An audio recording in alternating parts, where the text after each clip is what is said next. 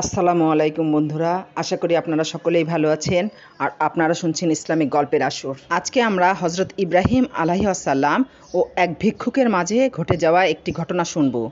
এই ঘটনাটি শুনতে হলে আমাদের মাঝে থাকতে হবে, ভিডিওটি না টেনে সম্পূর্ণ দেখতে হবে। ঘটনাটি আপনাদের ভালো লাগবে ইনশাআল্লাহ। ইব্রাহিম আলাইহিসসালাম ছিলেন হজরত নূহ আলাইহিসসালামের সম্ভবত 11তম অধস্তন পুরুষ। নূহ থেকে ইব্রাহিম আলাইহিসসালাম পর্যন্ত প্রায় 2000 বছরের ব্যবধান ছিল। হজরত সালেহ আলাইহিসসালামের প্রায় 200 বছর পরে ইব্রাহিমের আগমন ঘটে। ঈসা আলাইহিসসালাম থেকে ব্যবধান ছিল 1700 বছর অথবা প্রায় 2000 বছরের। তিনি ছিলেন আবুল আম্বিয়া বা নবীগণের পিতা এবং তার স্ত্রী সারা ছিলেন উম্মুল আম্বিয়া বা নবীগণের মাতা। তার স্ত্রী সারার পুত্র হজরত ইসাক আলাইহিসসালাম এর পুত্র ইয়াকুব আলাইহিসসালামের বংশধর বনু ইসরাইল নামে পরিচিত এবং অপর স্ত্রী হাজেরার পুত্র হজরত ইসমাইল আলাইহিসসালামের বংশে জন্ম নেন বিশ্বনবী ও শেষ নবী হজরত মুহাম্মদ সাল্লাল্লাহু আলাইহি ওয়াসাল্লাম, যার অনুসারীগণ উম্মতে মুহাম্মাদি বা মুসলিম উম্মাহ বলে পরিচিত। বাবেল হতে তিনি কেনানে বর্তমানে ফিলিস্তিন হিজরত করেন। সেখান থেকে বিবি সারার বংশজাত নবীগণের মাধ্যমে আশপাশে সর্বত্র তাওহীদের দাওয়াত বিস্তার লাভ করে। অপর স্ত্রী হাজেরার পুত্র ইসমাইলের মাধ্যমে বাইতুল্লাহ ও তার আশপাশ এলাকায় তাওহীদের প্রচার ও প্রসার হয় এবং অবশেষে এখানেই সর্বশেষ ও ষষ্ঠ নবী হজরত মুহাম্মদ সাল্লাল্লাহু আলাইহি সাল্লামের আগমন ঘটে। এভাবে হজরত ইব্রাহিমের দুই স্ত্রীর বংশজাত নবীগণ বিশ্বকে তাওহীদের আলোয় আলোকিত করেন। শেষ নবী হজরত মুহাম্মদ সাল্লাল্লাহু আলাইহি সাল্লামের দেহসৌষ্ঠব ও চেহারা মুবারক পিতা ইব্রাহিম আলাইহিসসালাম এর ন্যায় ছিল, যা তিনি মিরাজ থেকে ফিরে এসে উম্মতকে খবর দেন। হজরত ইব্রাহিম আলাইহিসসালাম ইহুদি, খ্রিস্টান, মুসলমান সকল ধর্মীয় সম্প্রদায়ের পিতা। কেননা আদম আলাইহিসসালাম হতে ইব্রাহিম আলাইহিসসালাম পর্যন্ত 10-12 জন নবী বাদে শেষ নবী হজরত মুহাম্মদ সাল্লাল্লাহু আলাইহিসসালাম পর্যন্ত 1,24,000 পয়গম্বরের প্রায় সকলেই ছিলেন ইব্রাহিম আলাইহিসসালামের বংশধর। সম্পর্কে কুরআনুল কারিমে আল্লাহ পাক বলেন, নিশ্চয় আল্লাহ আদম, নূহ, আলী ইব্রাহিম ও আলে ইমরানকে বিশ্ববাসীর ওপরে নির্বাচিত করেছেন।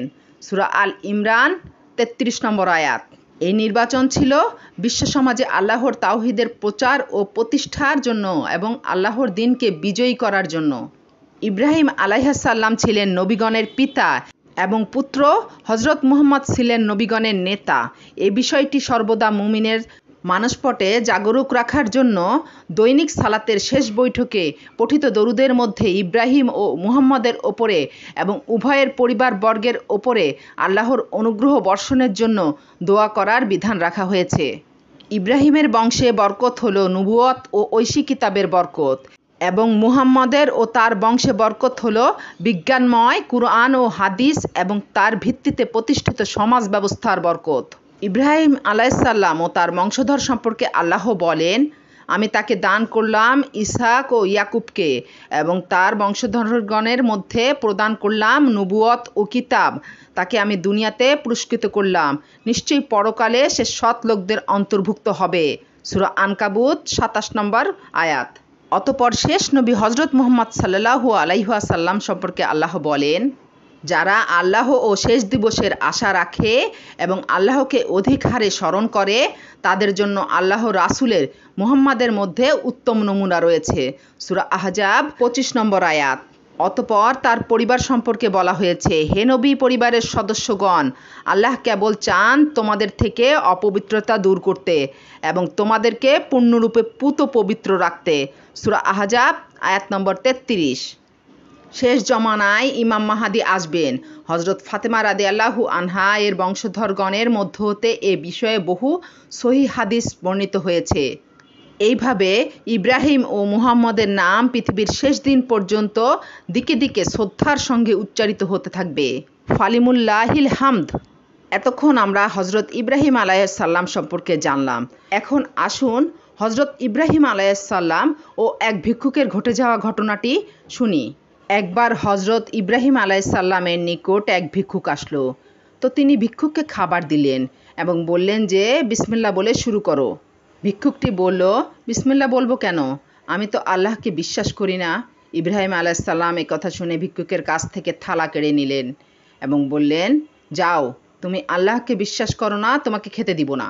ভিক্ষুক ঘরের দরজা থেকে বেরিয়েছে মাত্র আল্লাহ তাআলা তৎক্ষণাৎ ইব্রাহিম আলাইসাল্লামের ওপর ওহী নাজিল করলেন, হে ইব্রাহিম, সে আমাকে বিশ্বাস করে না, সেটা তার আর আমার মধ্যকার ব্যাপার।